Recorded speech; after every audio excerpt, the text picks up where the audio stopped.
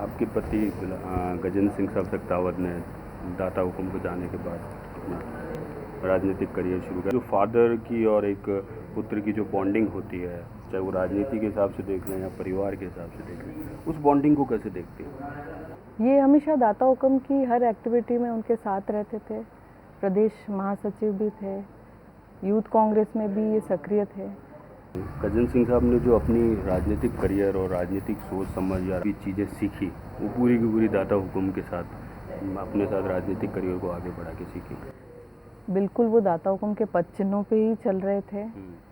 वो हमारे मेवाड़ के टाइगर थे। एक्चुअली वो मेवाड़ के टाइगर थे, पर दाता हुकुम के गुणों को अपनाते हुए उन्होंने कोई कुछ भी कह रहा, चाहे वो दुश्मन है गाली दे के भी जा रहा और सामने आ गया, तो ये इनका ऐसा रहता था कि उसको नमस्ते करते थे, कभी किसी बात पे रिएक्ट नहीं करते थे।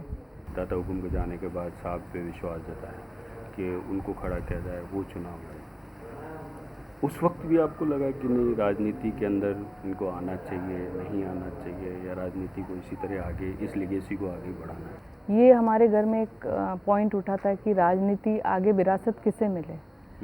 उस बात पे शायद सेंट्रल से लेकर मेवाड़ में इसका डिस्कशन चलता था कि दाता हुकुम की लेगेसी को कौन अपलिफ्ट करेगा।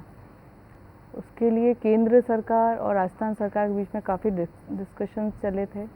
मुझसे भी माननीय अश्क अली जी टाँक ने पूछा था कि बेटा आप क्या चाहते हो, तो मेरा उनसे यही उत्तर था कि ये जो बात है ये पारिवारिक बात है, चाहे दादा आगे बढ़ें चाहे ये बढ़ें, जिसको आला कमान उपयुक्त समझे वो बढ़े। ये डिसीजन मम्मी और दोनों भाइयों का रहेगा।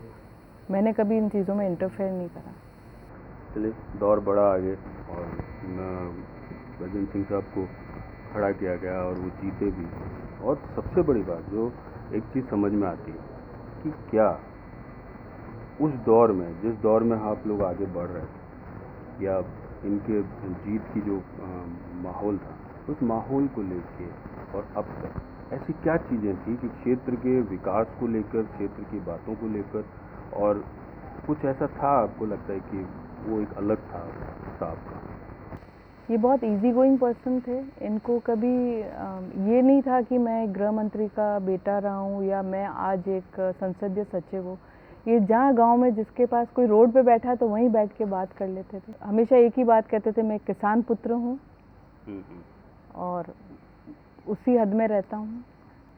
उन्हें किसी चीज़ का कभी अभिमान नहीं था, लोगों को साथ लेके चलते थे। पर हमेशा एक बात कहते थे, शिक्षा का विकास होना बहुत ज़रूरी।